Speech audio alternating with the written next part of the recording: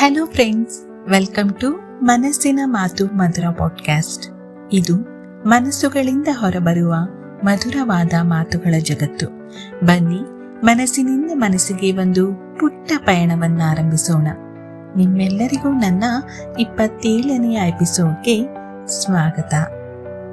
ಇವತ್ತು ನಾನು ಮಾತನಾಡೋದು ನಮ್ಮ ಜೊತೆ ಪ್ರತಿದಿನ ಕೂಗಿ, ಗುನುಗುಟ್ಟುತ್ತಾ, ಕೆಲವೊಮ್ಮೆ ಅಳುತ್ತಾ, ಆದರೂ ನಾವು ಕೇಳದೆ ಬಿಟ್ಟಿರುವ ಒಂದು ವಿಷಯದ ಬಗ್ಗೆ. ಅದೇ ನಮ್ಮ ದೇಹ. ದೇಹ ಮಾತಾಡಲ್ಲ ಅಂತ ಹೇಳೋದು ಸುಳ್ಳು. ನಮ್ಮ ದೇಹ ಯಾವಾಗಲೂ ಮಾತನಾಡುತ್ತಾ ಇರುತ್ತೆ. ಆದರೆ ಅದರ ಭಾಷೆ ಪದಗಳಲ್ಲ, ಸಿಗ್ನಲ್ಸ್. ಬೆಳಗ್ಗೆ ಎದ್ದ ತಕ್ಷಣನೇ ಆಲಸ್ಯ ಅಲ್ವಾ ನಮಗೆ? ತಲೆನೋವು, ಸಣ್ಣ ಹೊಟ್ಟೆ ಉರಿ, ಮನೆಯಿಂದ ಹೊರಡೋ ಕ್ಷಣಕ್ಕೆ ಬರುವ ಆತಂಕ, ಇದೆಲ್ಲ ದೇಹ ಕೊಡ್ತಿರೋ ಸಿಗ್ನಲ್ಸ್. ನಾನು ಆಯಾಸಗೊಂಡಿದ್ದೇನೆ, ನನಗೆ ಸ್ವಲ್ಪ ಕಾಳಜಿ ಬೇಕು ಅಂತ. ಆದರೆ ನಾವೇನು ಮಾಡ್ತಾ ಇದ್ದೇವೆ? ಕಾಫಿ ಕುಡಿತೀವಿ, ಪೇನ್ ಕಿಲ್ಲರ್ಸ್ ತಗೋತೀವಿ, ಅಥವಾ ಜಸ್ಟ್ ಸ್ಟ್ರೆಸ್ ಅಂತ ಅವಾಯ್ಡ್ ಮಾಡಿಬಿಡ್ತೀವಿ. ಹಂತ ಹಂತವಾಗಿ ದೇಹ ಕಿರುಚೋ ಮಟ್ಟಕ್ಕೆ ಬರುತ್ತೆ. ನಿನ್ನ ಮೇಲೆ ನನಗೆ ಪ್ರೀತಿ ಇದೆ, ಆದರೆ ನೀನು ನಿನ್ನನ್ನು ಕಾಪಾಡಬೇಕು ಅಂತ ಹೇಳುತ್ತೆ. ನಿಮಗೆ ಒಂದು ಕತೆ ಹೇಳ್ತೀನಿ, ಕೇಳಿ. ಅನುಷಾ ಎಂಬ 32 ವರ್ಷದ ಹುಡುಗಿ. ಜಾಬ್, ಫ್ಯಾಮಿಲಿ, ಕಿಡ್ಸ್ ಎಲ್ಲನೂ ಪರ್ಫೆಕ್ಟ್ ಆಗಿತ್ತು. ಆದರೆ ತನ್ನ ಪರ್ಫೆಕ್ಟ್ ಲೈಫ್ನ ನಡುವೆ ಅವಳು ಸ್ಕಿಪ್ ಮಾಡ್ತಾ ಇದ್ದಿದ್ದು ಒಬ್ಬರನ್ನು ಮಾತ್ರ, ಅದು ತನ್ನನ್ನೇ.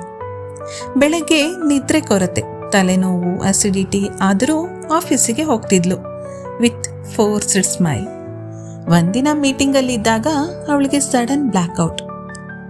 ಡಾಕ್ಟರ್ಸ್ ಹೇಳ್ತಾರೆ, ಇದು ಸಿಂಪಲ್, ನೀನು ಟಯರ್ಡ್ ಆಗಿಲ್ಲ, ಎಕ್ಸಾಸ್ಟೆಡ್ ಆಗಿದೆಯಾ, ನೀನು ಬ್ಯುಸಿ ಅಲ್ಲ ಬಟ್ ಓವರ್ಲೋಡೆಡ್ ಅಂತ.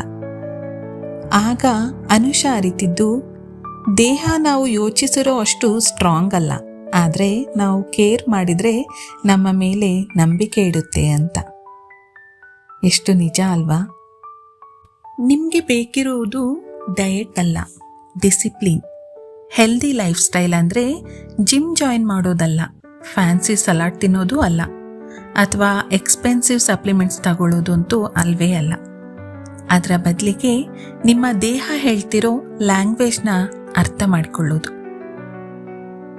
ನೀರು ಕುಡಿಯಬೇಕೆಂಬ ದಾಹ, ನಿದ್ರೆ ಬೇಕು ಅಂದರೆ ಕಣ್ಣು ಮುಚ್ಚಿ ವಿಶ್ರಮಿಸುವ ಒಂದು ಚಿಕ್ಕ ಅವಕಾಶ, ಜಂಕ್ ತಿನ್ನುವಾಗ ಗಿಲ್ಟ್ ಅನಿಸೋ ಒಂದು ಸಿಗ್ನಲ್, ನಡೆಯುವಾಗ ಸ್ಟ್ರೆಚ್ಡ್ ಆಗೋ ಫೀಲಿಂಗ್, ಇದೆಲ್ಲ basic communication between you and your body.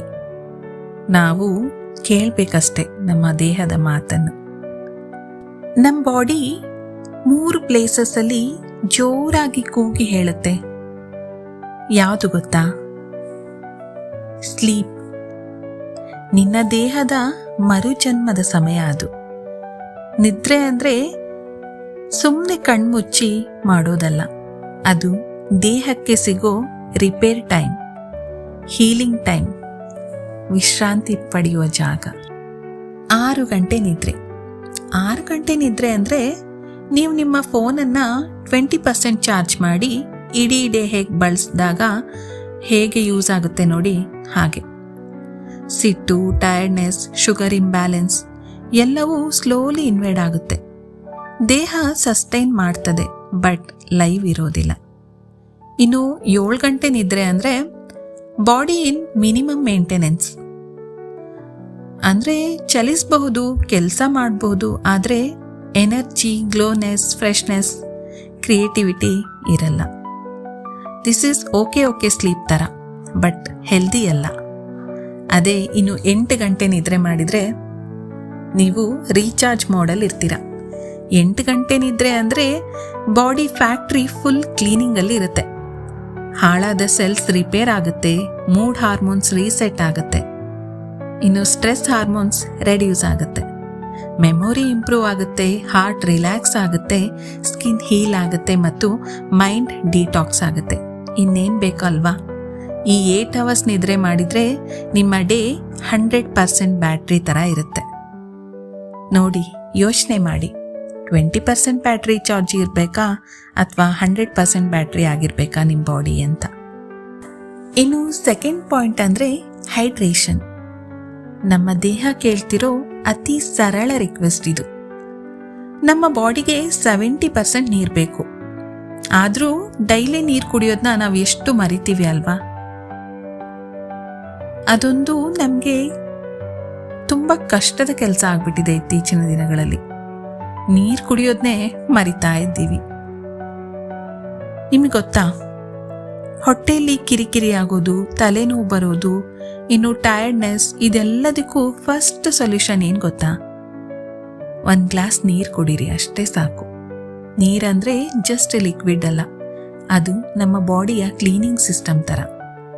ನೀರಿಂದ ನಿಮ್ಮ ಬಾಡಿಲಿರೋ ಇಂಟೆಸ್ಟೈನ್ ಸ್ಮೂತ್ ಆಗುತ್ತೆ, ಡೈಜೆಷನ್ ಈಸಿ ಆಗುತ್ತೆ, ಆಸಿಡಿಟಿ ರೆಡ್ಯೂಸ್ ಮಾಡುತ್ತೆ, ಇನ್ನು ಬಾಡಿ ಟೆಂಪ್ರೇಚರ್ ಕೂಲ್ ಆಗುತ್ತೆ, ಬ್ರೈನ್ ರಿಲ್ಯಾಕ್ಸ್ ಆಗುತ್ತೆ, ಮೂಡ್ ಸ್ಟೇಬಲ್ ಆಗುತ್ತೆ. ದಾಹ ಅಂದರೆ ಕೇವಲ ಡಿಹೈಡ್ರೇಟೆಡ್ ಬಾಡಿ ಅಲ್ಲ, ಸಮ್ಟೈಮ್ಸ್ ಡಿಹೈಡ್ರೇಟೆಡ್ ಮೈಂಡ್ ಕೂಡ. ಒಬ್ಬ ಬ್ಯುಸಿ ವ್ಯಕ್ತಿ 10 ನಿಮಿಷ ಸೈಲೆಂಟ್ ವಾಕ್ ಮಾಡಿದರೆ ಕಾಮ್ ಆಗಿರ್ತಾನೆ. ಯಾಕೆ ಗೊತ್ತಾ? ಅವನ ಬಾಡಿ ಹೈಡ್ರೇಷನ್ ರೀಸ್ಟಾರ್ಟ್ ಆಗಿರುತ್ತೆ. ಸ್ಟ್ರೆಸ್ ಕೂಡ ವಾಟರ್ ಫ್ರೆಂಡ್ಲಿ ಆಗಿರುತ್ತೆ. ಬ್ರೈನ್ ಸೆಲ್ಸ್ನ ಕೂಲ್ ಮಾಡುತ್ತೆ ನೀರು. ಬಾಡಿ ಸಿಗ್ನಲ್ ಸ್ಮೂತ್ ಆಗಿರುತ್ತೆ. ಈವನ್ ಆಂಗ್ಸೈಟಿ, ಆಂಗರ್, ಇರಿಟೇಷನ್ ಇದೆಲ್ಲ ನೀರು ಡೈಲ್ಯೂಟ್ ಮಾಡುತ್ತೆ. ಅಂದರೆ ನೀವು ನಂಬಲೇಬೇಕು. Not too much, not too little, just respect your body's thirst and drink water accordingly. Third point, movement. ಇವತ್ತು ಫಿಟ್ನೆಸ್ ಅಂದರೆ ಜನರು ತಲೆಯಲ್ಲಿ ಓಡೋದು ಜಿಮ್, ಡಂಬಲ್ಸ್, ಪ್ರೋಟೀನ್ ಶೇಕ್ ಅಂತ. ಆದರೆ ಸಿಂಪಲ್ ಟ್ರುತ್ ಏನು ಗೊತ್ತಾ? ನಿಮಗೆ ಜಿಮ್ ಎಲ್ಲ ಬೇಡ, ಜಸ್ಟ್ ವಾಕ್ ಮಾಡಿ, ಸ್ವಲ್ಪ ಮೂಮೆಂಟ್ ಕೊಡಿ ನಿಮ್ಮ ಬಾಡಿಗೆ. 20 ನಿಮಿಷ ವಾಕ್ ಮಾಡಿ ನಿಮ್ಮ ಸ್ಟ್ರೆಸ್ನ ಹೇಗೆ ಕಂಟ್ರೋಲ್ ಮಾಡುತ್ತೆ ನೋಡಿ. It improves your mood also. Heart study ಆಗಿರುತ್ತೆ, ಆಕ್ಸಿಜನ್ ಬೂಸ್ಟ್ ಆಗುತ್ತೆ, ಇನ್ನು ಹಾರ್ಮೋನ್ಸ್ ಆಕ್ಟಿವೇಟ್ ಆಗುತ್ತೆ. ನೀವು ಕ್ಯಾಲೋರೀಸ್ನ ಬರ್ನ್ ಮಾಡೋದಕ್ಕೋಸ್ಕರ ವಾಕ್ ಮಾಡಬೇಡಿ, ನಿಮ್ಮ ಸ್ಟ್ರೆಸ್ನ ಬರ್ನ್ ಮಾಡೋಕ್ಕೆ ವಾಕ್ ಮಾಡಿ. ವಾಕ್ ಮಾಡೋದು ಕೇವಲ ಫಿಸಿಕಲ್ ಫಿಟ್ನೆಸ್ಗೆ ಮಾತ್ರ ಅಲ್ಲ, ಇದು ನಿಮ್ಮ ಮೆಂಟಲ್ ಪೀಸಿಗೆ ಕೂಡ. ನಾವೆಲ್ಲ ಕಾರ್ ಕೆಟ್ಟರೆ ಏನು ಮಾಡ್ತೀವಿ ಹೇಳಿ?